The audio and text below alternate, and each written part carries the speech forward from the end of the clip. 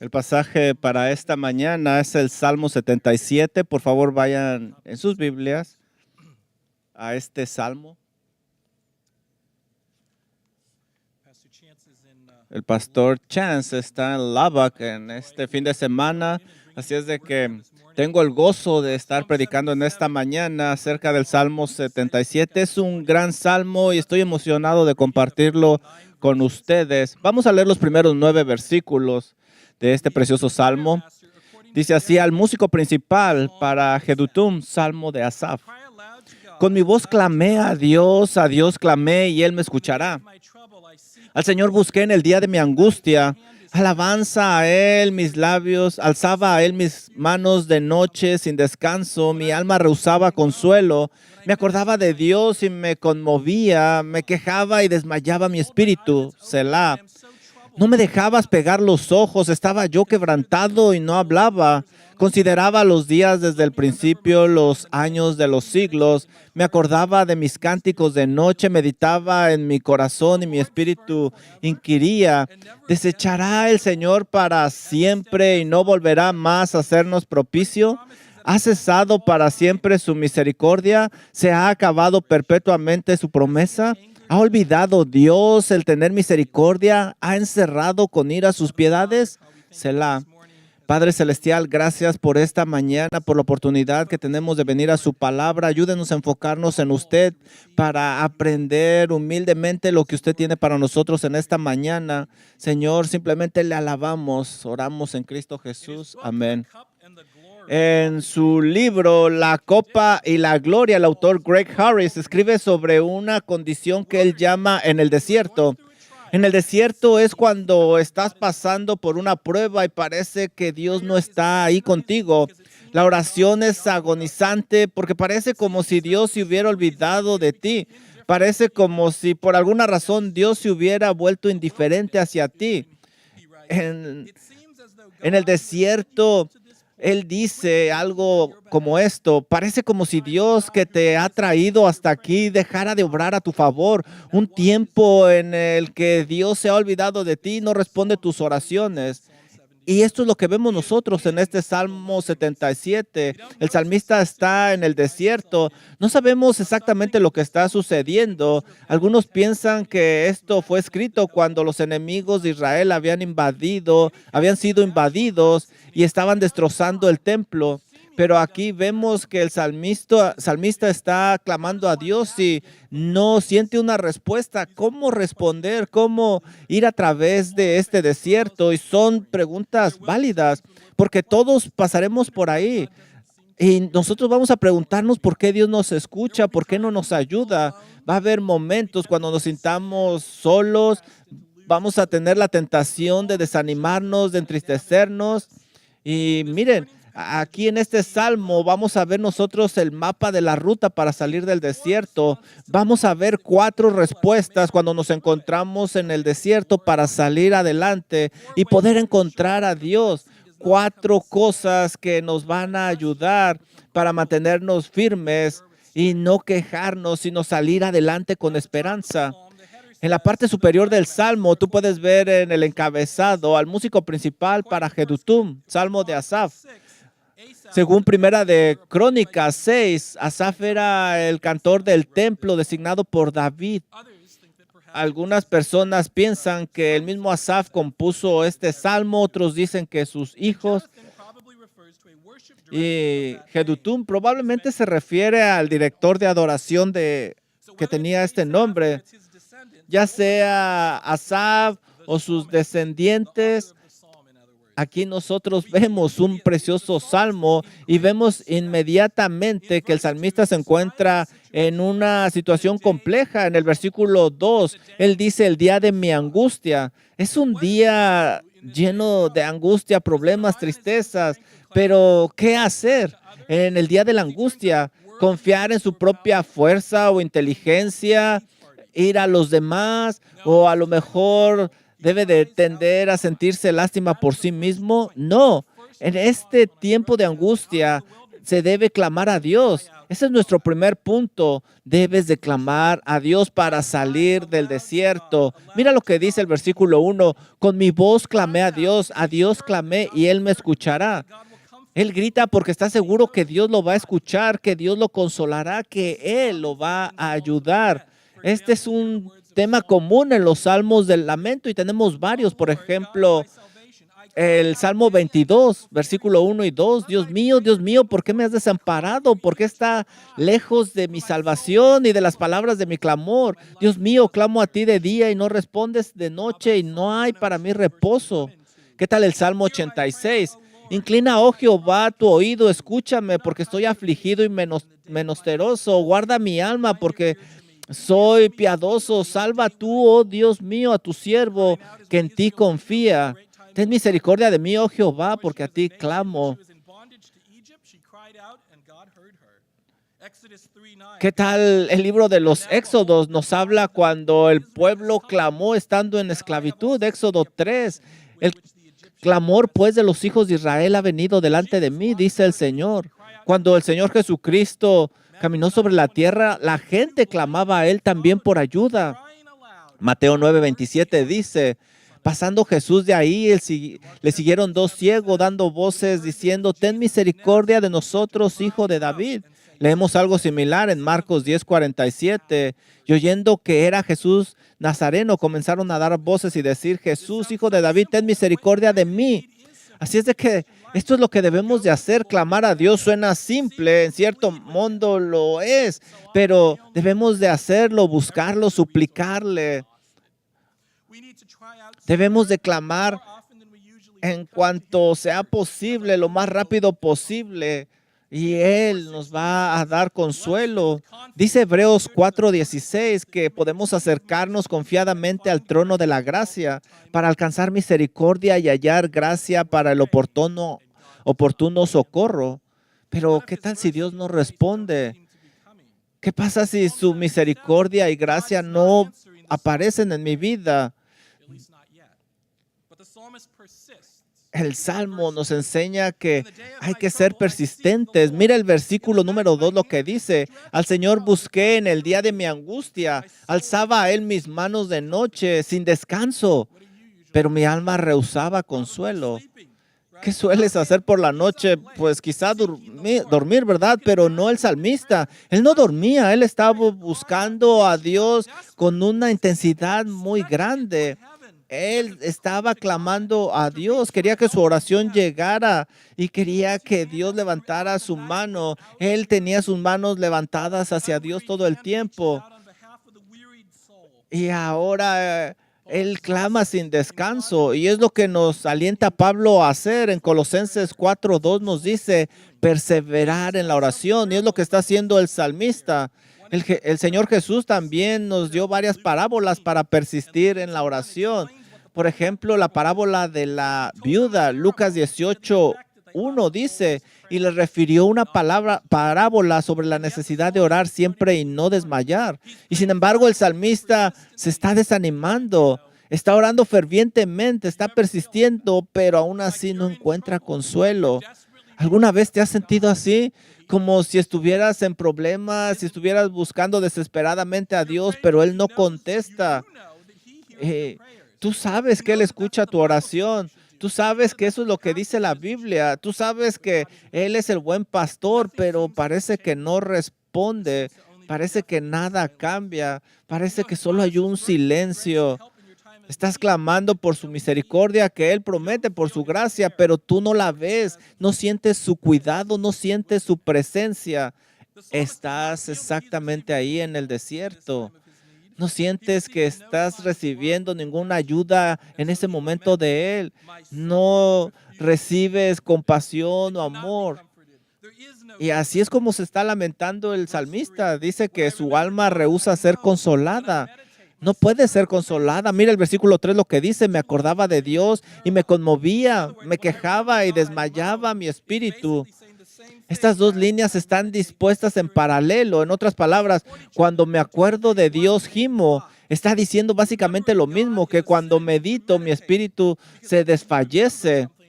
Recordar a Dios es sinónimo de meditar. Recordar algo es tenerlo en la mente, es estar pensando constantemente y traerlo a la memoria y reflexionar sobre eso.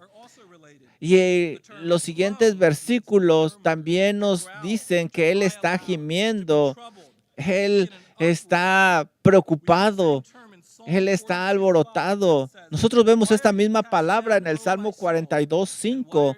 ¿Por qué te abates, oh alma mía, y por qué te turbas dentro de mí? Esa es la palabra turbar. En el Salmo 42:5 se describe de esta manera. Porque, ¿por qué voy a inquietarme? ¿Por qué me voy a angustiar? En el Salmo 46 se usa para describir rugidos, alboroto. Aquí nosotros vemos que da la idea de desmayarse. Eso te da la idea de lo que él está sintiendo. Es algo muy pesado para él. Pero es la fuente o la causa de esa confusión lo que es más fascinante. Dice que es al recordar a Dios, al meditar. Es cuando él gime y desmaya.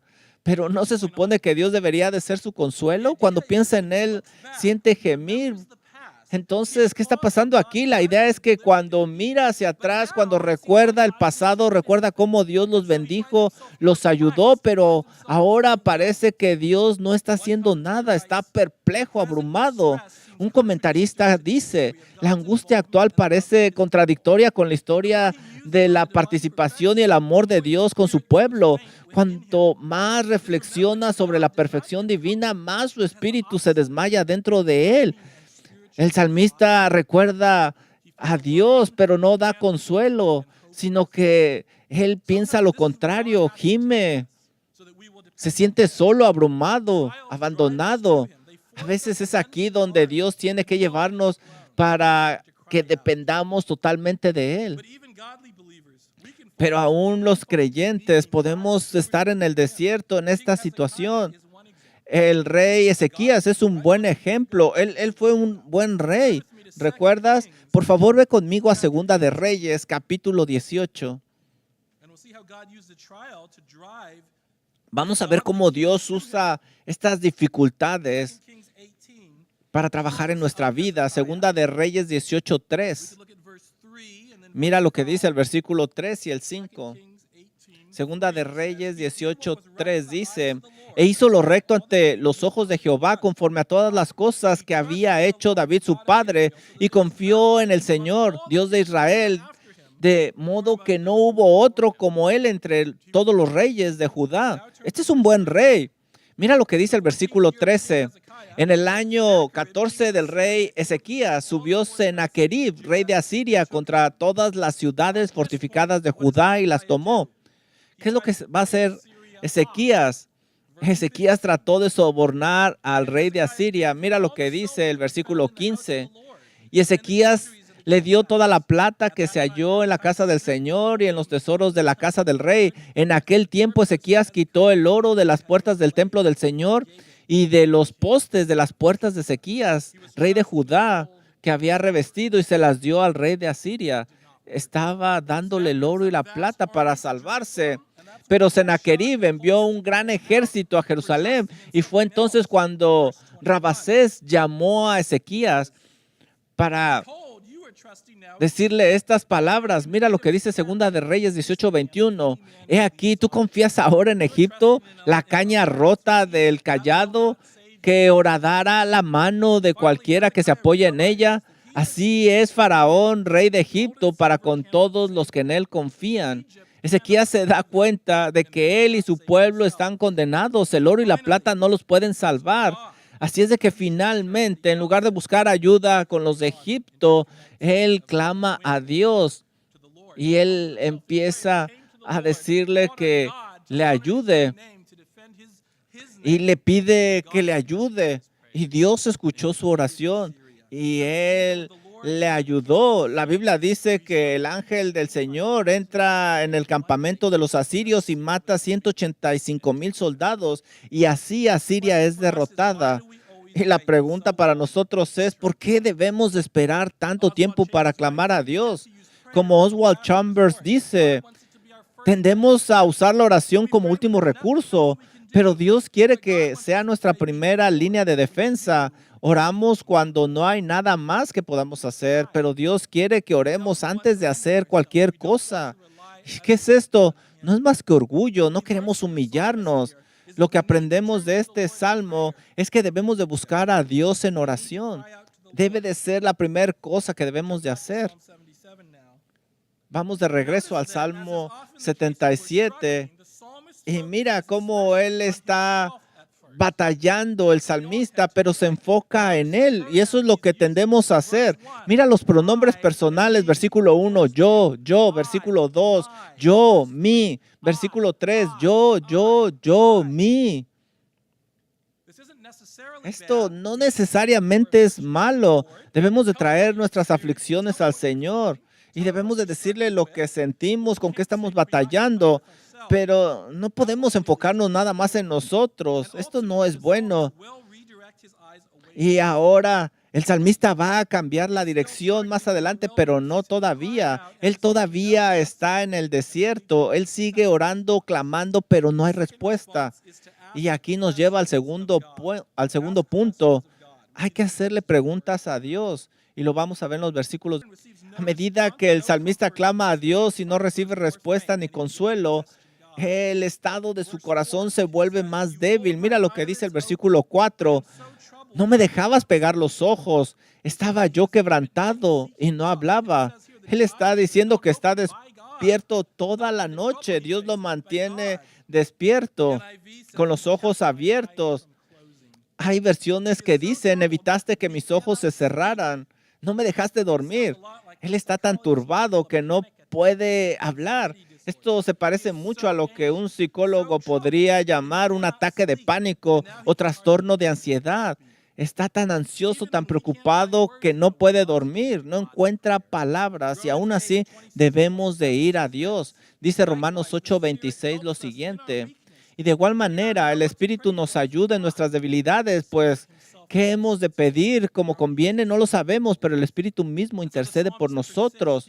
Así es de que vemos en el salmista que es persistente, continúa buscando al Señor. Mira lo que dice el versículo 5 del Salmo 77. Consideraba los días desde el principio, los años de los siglos. Me acordaba de mis cánticos de noche, meditaba en mi corazón y mi espíritu inquiría. Él está considerando nuevamente estas palabras, recordar, meditar. Menciona los días del pasado, los años de hace tiempo. Él está buscando al Señor y está alabándole por su fidelidad. Él recuerda cómo Dios solía tratar con el pueblo y ayudarles, mostrarles gracia y misericordia. Seguramente recuerda el Éxodo, cómo Dios lo liberó a su pueblo de Egipto, cómo hizo un pacto con ellos. Él se está acordando cómo Dios ha ayudado a su gente. Un comentarista dice, recuerda el pasado más feliz de su pueblo y el suyo propio, cuando el gozo y el agradecimiento lo impulsan ahora a cantar con alabanza. Como James Boyce dice, cuando compara su vida en el presente, con el pasado, sus recuerdos del pasado lo arrastran hacia abajo, lo deprimen y le impiden ser consolado. Recuerda haber cantado acerca de las bendiciones de Dios en el pasado. Él dice, déjame meditar en mi corazón. Él está diciendo que está recordando cómo era el Señor antes, pero ¿qué sucede ahora? Él se pregunta, ¿por qué no me liberta? ¿Por qué no contesta mi oración? Nuevamente, pon atención en los pronombres. Versículo 4, mí, yo. Versículo 5, yo. Versículo 6, yo, mí. Él se siente abandonado por Dios. Parece haber una desconexión entre los tratos de Dios en el pasado y en el presente. Por eso tiene muchas preguntas. Mira el versículo 7. ¿Desechará el Señor para siempre y no volverá más a hacernos propicio? Versículo 8. ¿Ha cesado para siempre su misericordia? ¿Se ha acabado perpetuamente su promesa? ¿Ha olvidado Dios el tener misericordia? ¿Ha encerrado con ira sus piedades? Job pasó por algo similar. Él pensaba que Dios no estaba de su lado, que estaba en contra de él. ¿Recuerdas lo que dice Job 13:24? ¿Por qué escondes tu rostro y me cuentas como tu enemigo? Decía Job. En Job 23:8, Job dice, he aquí, voy hacia adelante, pero él no está ahí, y hacia atrás, pero no lo percibo. En la mano izquierda, cuando está trabajando, no lo miro. Se vuelve a la derecha, pero no lo veo. Estas son las preguntas que se está haciendo el salmista. ¿Dónde estás, Dios? En el pasado, Dios ha sido favorable. Él ha mostrado un amor inquebrantable. Ha mostrado mucha compasión.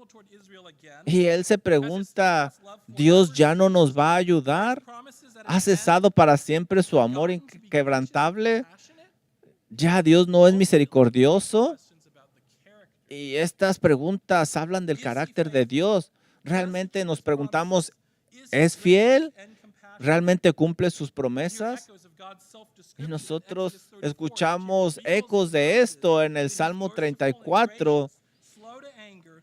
Cuando leemos nosotros misericordioso y clemente, lento para la ira y abundante en misericordia y fidelidad. Ese es nuestro Dios, pero nosotros nos preguntamos si es cierto cuando estamos en el desierto.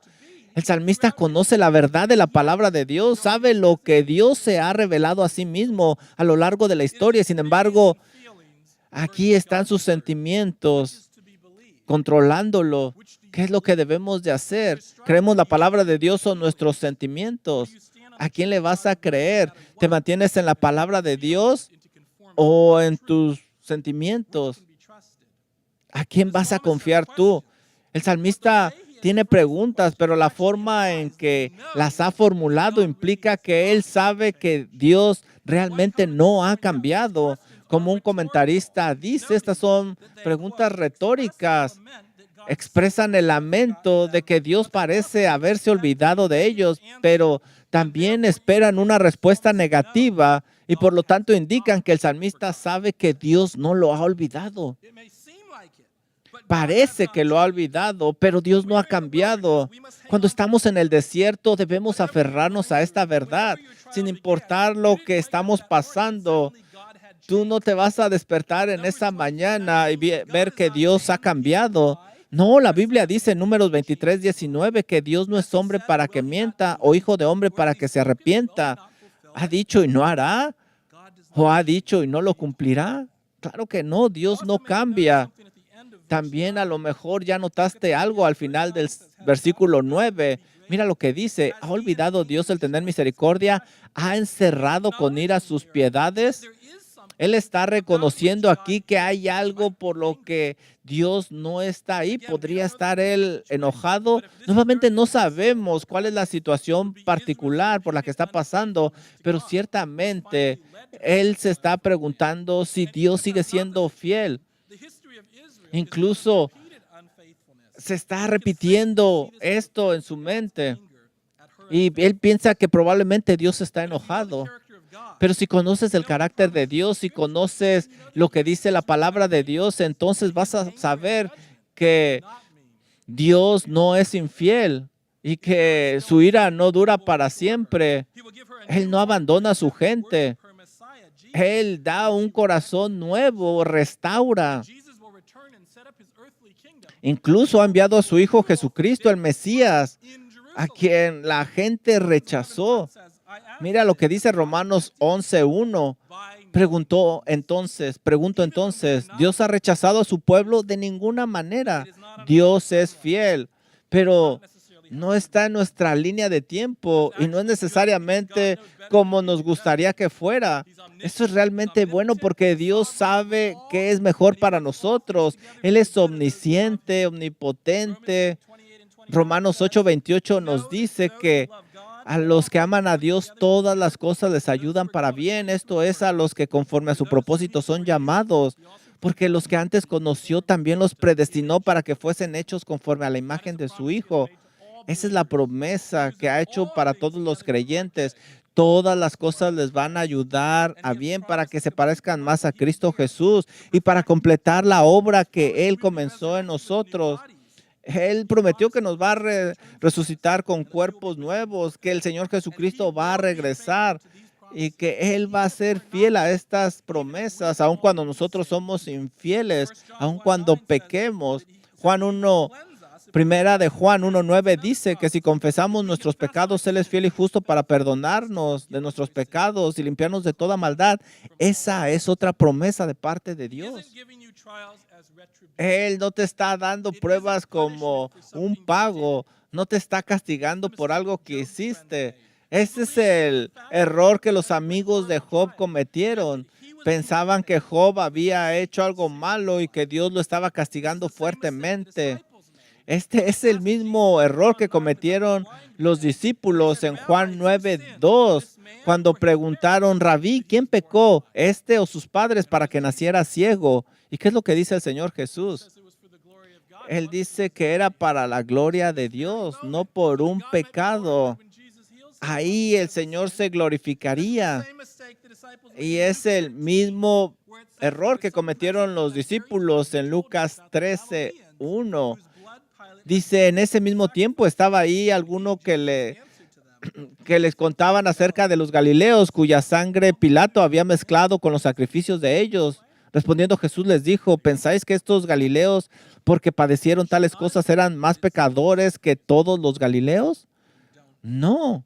Nunca debemos asumir que el sufrimiento siempre va a venir a causa de pecado. En realidad no lo sabemos. Hay consecuencias naturales por el pecado, pero Dios no castiga al creyente por el pecado que no ha cometido. Jesús ya pagó en la cruz del Calvario. Hebreos 12:6 dice, porque el Señor al que ama disciplina y azota a todo aquel que recibe por hijo. Si soportáis la disciplina, Dios os trata como hijos. Porque ¿qué hijo es aquel a quien el Padre no disciplina? Y en el versículo 11 dice, en verdad que ninguna disciplina al presente parece ser causa de gozo, sino de tristeza, pero después da fruto apacible de justicia a los que en ella han sido ejercitados. El problema es cómo vemos el sufrimiento. No lo vemos como que viene de Dios para nuestro bien. Harris dice, sabemos que Dios podría intervenir en nuestra crisis como lo ha hecho antes en repetidas ocasiones, pero cuando no lo hace, nos preguntamos, ¿qué hemos hecho para ofenderlo? ¿Por qué no me ayuda? ¿Por qué Él me hace pasar por esto? Podemos cuestionar a Dios a través de el desierto. Nosotros vemos esto en Job, en Habacuc, en muchos salmos. Vemos cómo se preguntan los salmistas que los injustos prosperan y ellos no. Y es bueno hacer preguntas para buscar respuestas, pero a veces vamos muy lejos.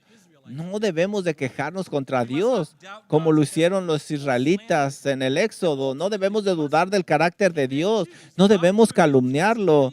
Y en última instancia debemos saber que Él puede optar por no revelarnos nada. Él básicamente está trabajando en nosotros. ¿Recuerdas a Job?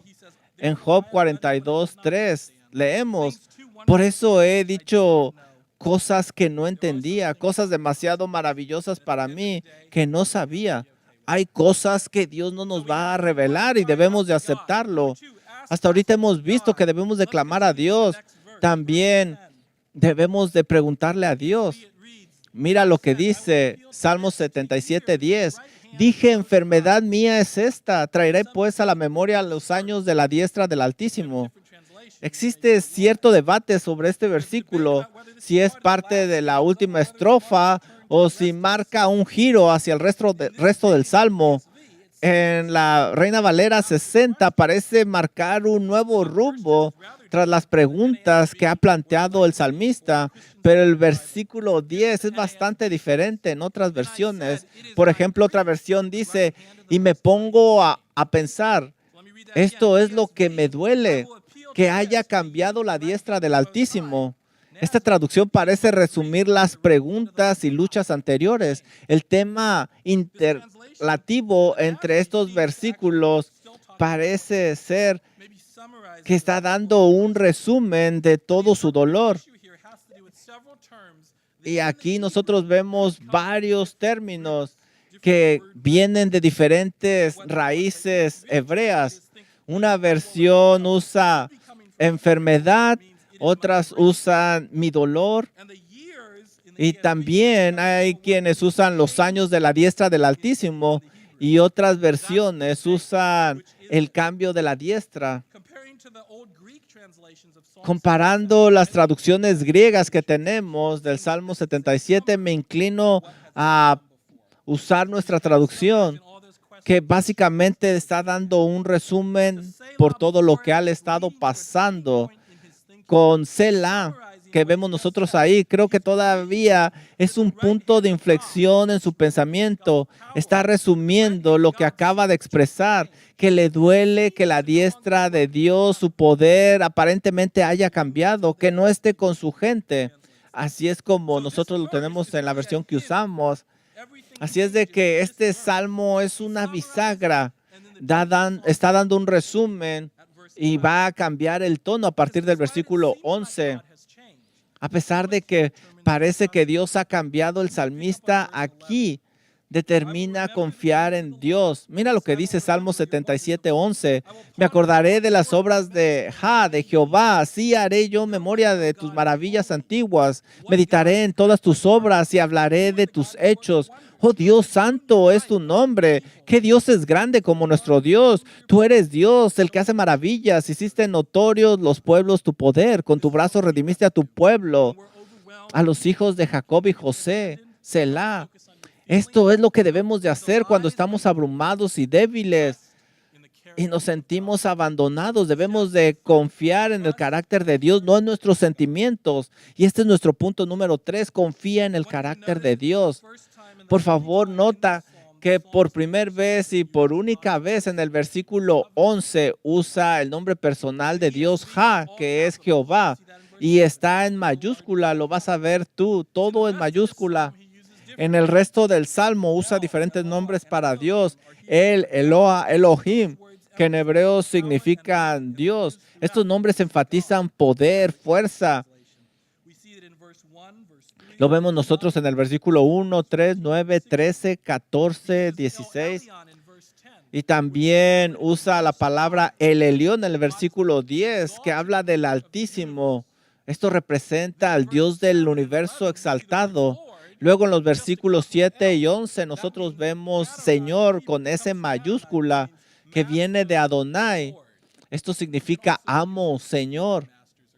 Y no habla acerca de amos humanos, sino el Señor Dios de todos. Aquí en el versículo 11 nosotros vemos, yo recordaré las memorias de Jehová, de Jah. Ese es el nombre del Dios de pacto. Así se reveló a Moisés en la zarza ardiente. Significa Él será el autoexistente. No necesita a nadie. También habla de su inmutabilidad. Él es, Él será, Él va a ser, siempre va a ser, siempre será.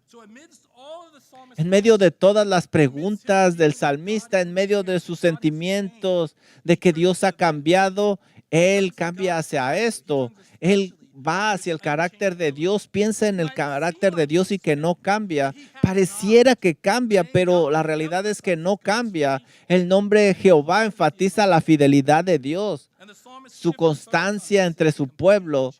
Y el cambio del salmista parece enfocarse en los atributos de Dios. Y eso lo fortalece, lo consuela. Y como expresión de ese carácter, recuerda cómo Jehová trataba con su pueblo. Recuerda y medita en esto una y otra vez. Dice el versículo 11, me acordaré de las obras de Jehová. Sí haré yo memoria de tus maravillas antiguas. Meditaré en todas tus obras. Recuerda su fidelidad, su gracia, su misericordia. Y no en contraste con su situación actual, que le provocaba gemidos. No, Él lo está usando como una prueba del carácter de Dios.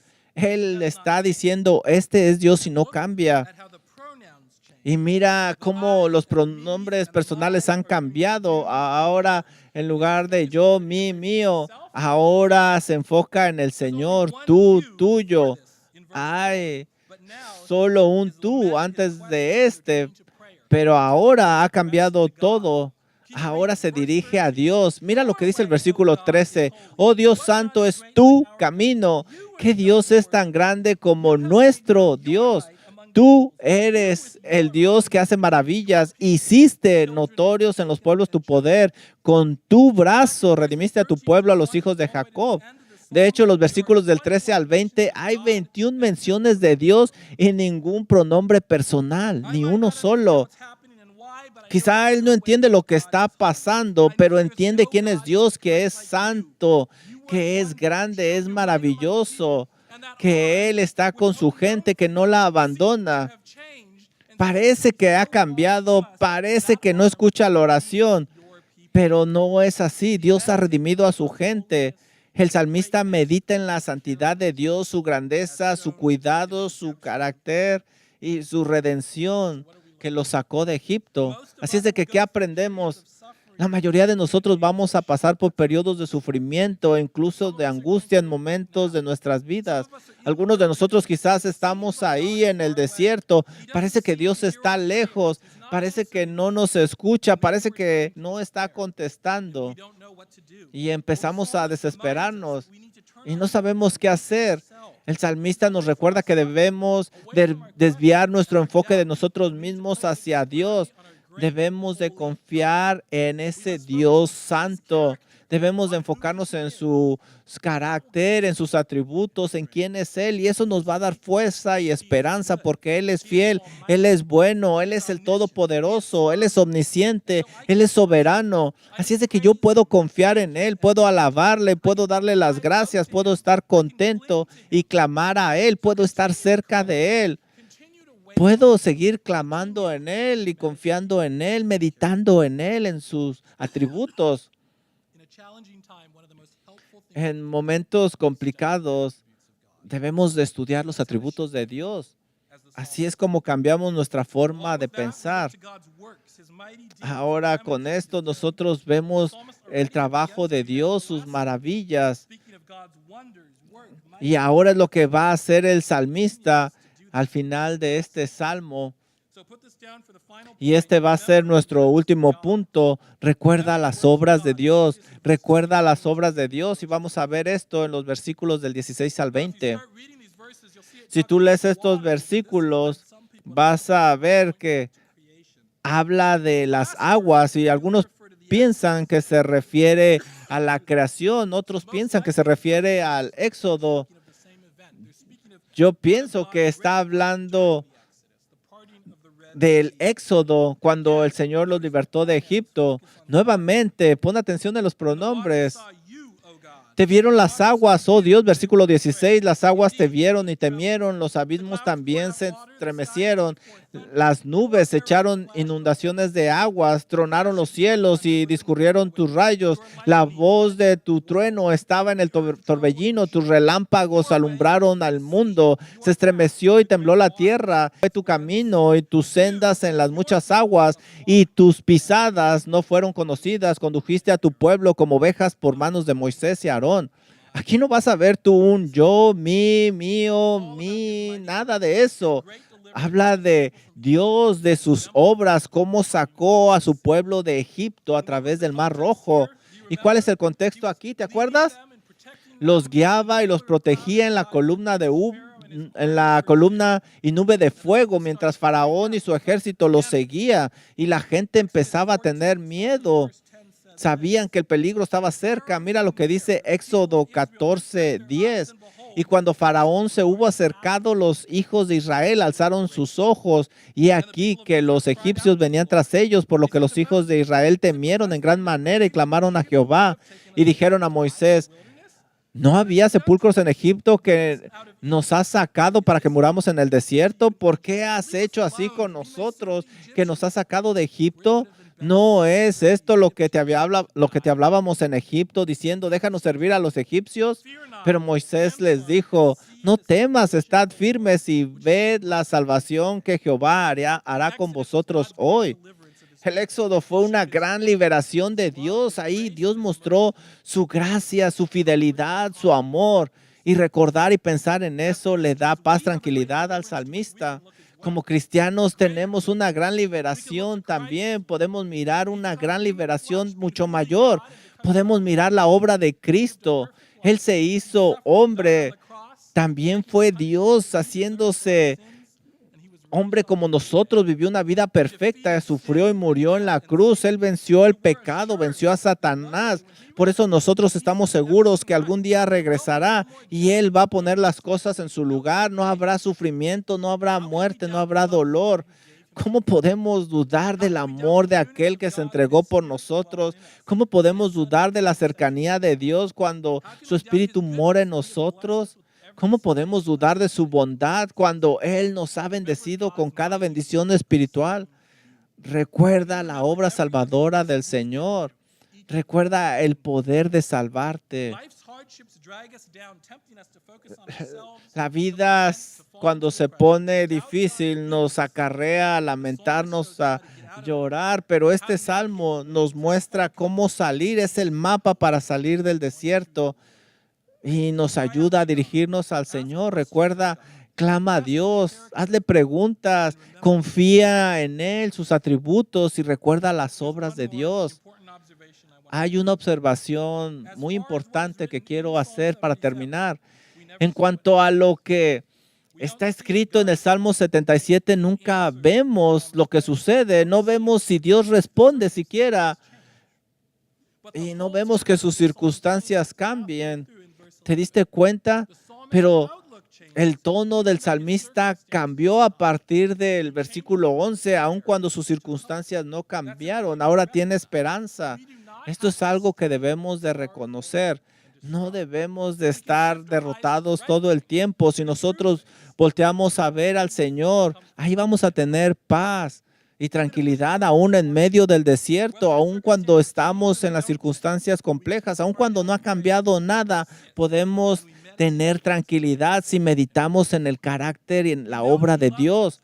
Sabemos que nos ama, aún cuando parece estar lejos, no hay nada que nos separe de su amor. Romanos 8 nos lo dice claro, que nos ayudan todas las cosas. Todo obra para bien a los que le amamos. ¿Cuál es el bien para nosotros del que habla Romanos 8? No es conocerlo mejor, depender más de Él, llegar a ser más como Él. Muchos creyentes oran para conocer mejor a Jesús más íntimamente, más profundamente. ¿Has considerado que para que esto suceda es necesario que Dios nos refine, que quite de nosotros esos obstáculos en nuestro corazón? ¿Has considerado que es posible que aún no estés listo para recibir esas bendiciones? Por eso Él te pasa por estas pruebas. A lo mejor está quitando el orgullo para llevarte al punto de que busques a Jesús y cambies todo por Cristo Jesús. Greg Harris escribe en este libro, La copa y la gloria. Frecuentemente nuestras oraciones quitan los elementos que Dios usa para llevarnos al punto de la bendición.